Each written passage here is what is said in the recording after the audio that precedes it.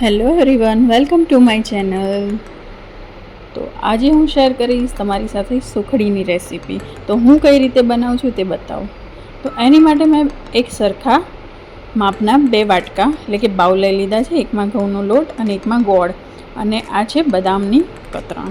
ઘઉંનો લોટ અને ગોળ બંને સરખા પ્રમાણમાં લીધા છે. ત્યારબાદ મેં 3 મોટા ચમચા ભરીને ચોખ્ખું ઘી લઈ લીધું છે, જેને બરાબર ગરમ કરી લેવાનું છે. ત્યારબાદ આપણે એમાં એડ કરીશું 5 થી 6 જે બદામની કતરણ છે તે થોડી રોસ્ટ થઈ જાય ત્યારબાદ તરત જ તેમાં આપણે ઘઉંનો લોટ એડ કરીને સારી રીતે શેકી લેવાનું છે. ઘીમાં બધું એકદમ બરાબર રીતે મિક્સ કરવાનું છે ને એને ધીમી ફ્લેમ પર શેકતા જવાનું છે.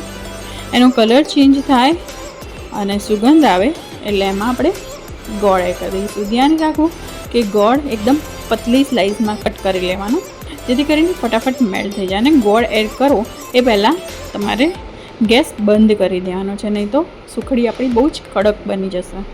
તો ગોળ એડ કરીને સારી રીતે મિક્સ કરતા જવાનું છે આપણે ધીરે ધીરે. અને હા, ગેસ બંધ કરવાનું ભૂલતા નહીં. આ રીતે મિક્સ કરી લીધું છે. ત્યારબાદ તરત જ મેં એક સ્ટીલની થાળી લઈ લીધી છે. તેની અંદર હું ઘી સ્પ્રેડ કરી દઈશ સરસ રીતે. બધી બાજુથી ઘી સ્પ્રેડ થઈ જાય ત્યારબાદ જે મિક્સચર આપણે રેડી કરીશું તેને તરત જ પાથરી દેવાનું છે. ધ્યાન રાખવું કે તે ઠંડુ ના થઈ જાય, નહીં તો આપણા પીસીસ બરાબર નહીં પડે. ત્યારબાદ એક વાટકાની પાછળ મેં ઘી એને બરાબર ફેલાવી દીધું છે. અને ત્યારે જ હું કટ આપી દઈશ અને કેમ કે પછી બરાબર કટ થાય નહીં અને પીસીસ બરાબર નીકળે નહીં. તો ઠંડી થયા બાદ હું તમને બતાવું છું કે સુખડી કેવી બની છે. તો સુખડી આપણી એકદમ સોફ્ટ બની છે, બહુ સરસ ટેસ્ટી બની છે.